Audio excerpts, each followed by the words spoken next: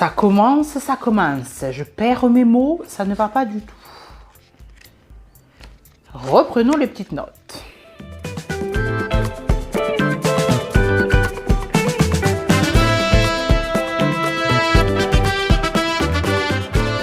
Salut, bienvenue sur cette nouvelle vidéo. J'espère que tu vas bien. En tout cas, moi ça va super. Et on se retrouve aujourd'hui pour la troisième vidéo de la playlist multiplication et bouturage. Alors je sais, ne me dites rien, ça fait, j'ai regardé la dernière vidéo, date d'il y a une éternité, mais le marcotage, j'avais pas envie de le faire pendant l'hiver, voyez-vous. Donc il a fallu passer l'hiver pour que je marcotte. Comme tu l'as vu dans le titre, aujourd'hui nous allons parler du marcotage. Qu'est-ce que le marcotage? Donc tu l'as deviné, c'est une technique de multiplication et de bouturage qui consiste à développer des racines, donc à faire de la rhizogénèse. Oui, tu pourras sortir ce genre de mots à ton prochain dîner. La rhizogénèse par marcotage se fait donc sur une partie aérienne de la plante, à un endroit où il y a différents nœuds, ou sur beaucoup d'aracées on peut aussi trouver des racines aériennes, ce qui est, je vous l'accorde, beaucoup plus simple. Les premières techniques de marcotage ont été retrouvées 2 siècles avant JC. Je parle là bien sûr de Jésus-Christ et pas de Jean-Christophe, notre tonton adoré. Dans cette vidéo, je vais surtout m'attarder sur les plantes d'intérieur, tu te doutes bien, et je vais essayer de t'expliquer un peu comment ça fonctionne le marcotage, comment le réussir, comment faire les différentes techniques pour faire un marcotage maison, l'entretien de celui-ci, quand couper, etc., etc. Alors, premièrement, le marcotage peut être naturel ou artificiel. Donc, le marcotage naturel, c'est lorsque on utilise par exemple une racine aérienne qu'on vient planter dans le terreau, et cette racine aérienne va devenir terrienne et donc ça devient un marcotage naturel. On va aussi pouvoir faire du marcotage naturel avec toutes les plantes qui sont ligneuses, donc qui font des lianes. En effet, si on pose une liane sur du terreau frais, par exemple pour regarnir un pothos qui a 2 longues lianes, on peut venir reprendre le bout de sa liane, le remettre en haut pour qu'il racine, et une fois qu'il racine, on le coupe et ça repartira.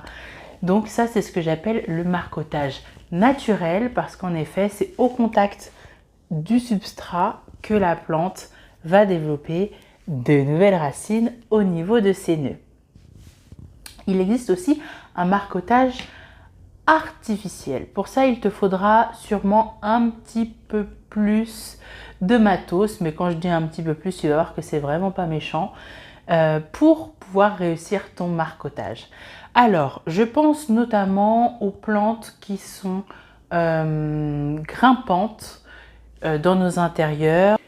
Les philodendrons qui grimpent et les monstera par exemple, ou encore les syngoniums ou toute autre plante, voilà, qui est vouée à prendre de la hauteur, va pouvoir être marcoté au niveau des nœuds. Comment bien réussir son marcotage? D'abord, la saison. C'est pour ça que je vous avais pas eu cette vidéo avant. Pour moi, c'était important d'attendre que la saison s'y prête et que la plante soit en pleine croissance. Voilà, ça montre, c'est une preuve que la sève circule correctement, donc, et que la plante n'est pas en dormance. Donc, pour moi, le mieux, c'est de le faire au printemps et en été. Suivant les espèces, ça peut être plus ou moins long un marcotage, donc je vous préconise de le faire au début du printemps si vous voulez pouvoir couper votre plante et avoir une nouvelle plante avant la fin de la saison, donc avant la fin de l'été. Il existe 4 techniques que j'utilise pour marcoter, et pour chaque technique j'utilise un substrat différent. La première technique que j'utilise, c'est celle de la sphaigne et du film alimentaire. Alors, pour cette technique, rien de plus simple. L'endroit où il y a des nœuds, vous mettez votre sphaigne tout autour, une sphaigne humide et non détrempée, et vous allez venir encercler avec du film plastique pour garder l'humidité et pour que les racines puissent se développer. Ça, c'est la technique, on va dire, que tout le monde peut faire chez soi. La deuxième technique qui ne va pas te demander non plus de faire beaucoup d'achats, mais qui va pouvoir te permettre de faire de la récup, c'est-à-dire qu'il va vous falloir soit une bouteille d'eau, soit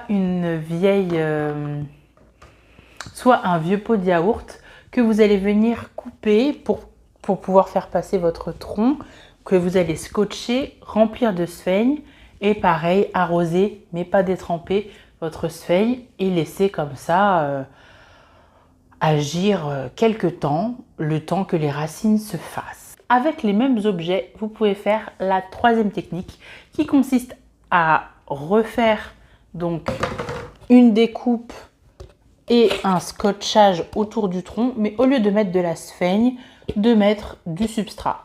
Comme ça, vous êtes sûr que vous développez des racines aériennes et c'est beaucoup plus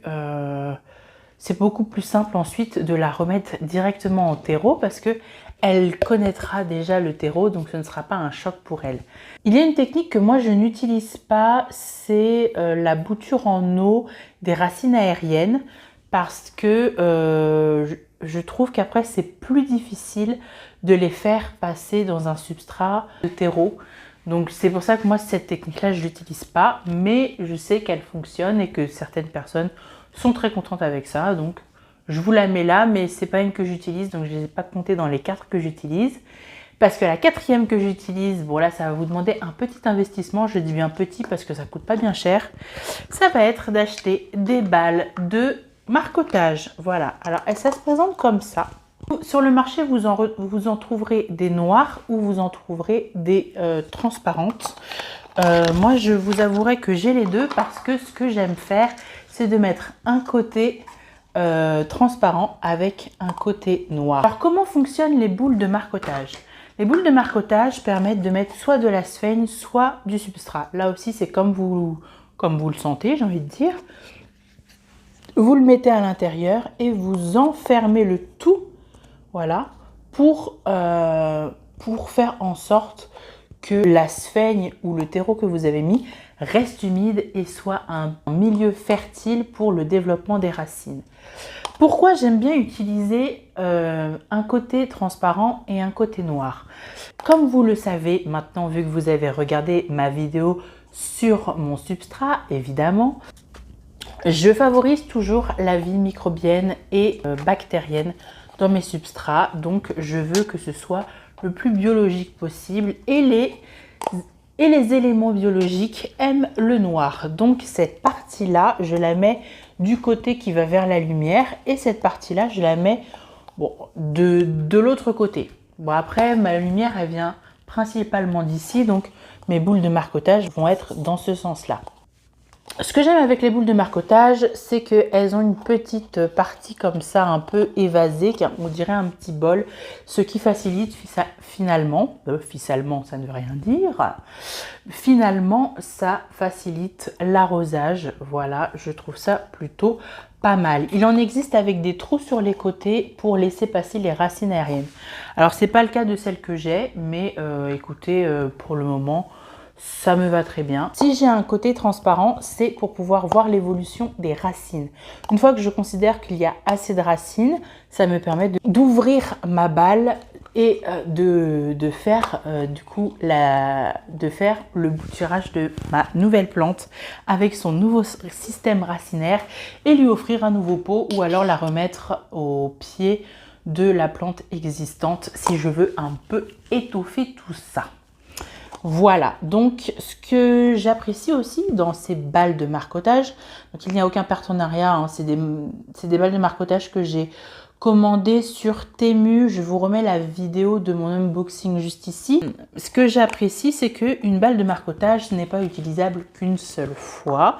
Une fois qu'elle a fait son job, elle peut recommencer sur une autre plante, une fois lavée et désinfectée évidemment, car on ne sait jamais quel petit pathogène aurait pu venir s'y loger, n'est-ce pas? Donc voilà, ça, ce sont les 4 techniques que j'utilise pour marcoter. Mes petits conseils maintenant pour que votre marcotage fonctionne. Votre marcotage fonctionnera si le substrat que vous choisissez reste humide, mais pas détrempé. Je le ressouligne encore parce qu'il ne faut vraiment pas que la terre soit vraiment très mouillée.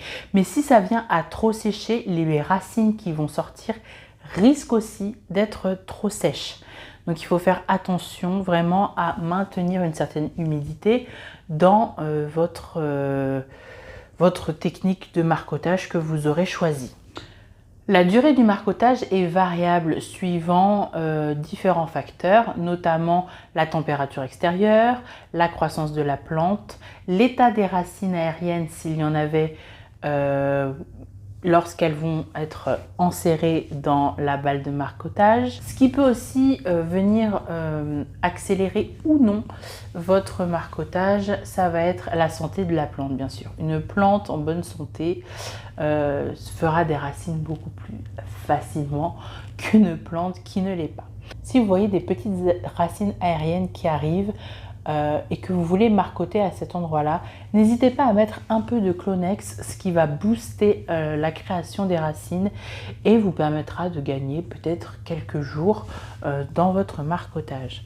Une fois que votre marcotage a pris, que les racines sont belles, vous allez pouvoir couper sous la partie où il y avait votre marcotage afin que la plante reprenne à cet endroit-là. Et votre bouture de tête, donc la partie haute de votre plante, sera votre nouvelle plante que vous pourrez dès à présent mettre dans le substrat. Vous n'aurez pas de transition à faire, sauf si vous avez utilisé de la sphaigne, où là il faudra faire attention à maintenir un substrat un petit peu plus humide qu'à l'accoutumée, afin que les racines s'habituent au milieu un peu plus sec du terreau.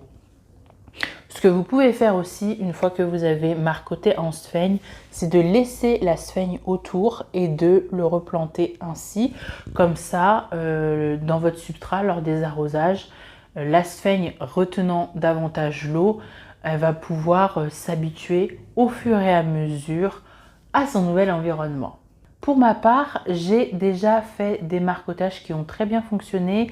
Alors, j'avais pas de chaîne YouTube à ce moment-là et je vous avouerai que là, actuellement, j'ai des marcotages en cours, mais je n'ai pas de marcotage définitif à vous montrer.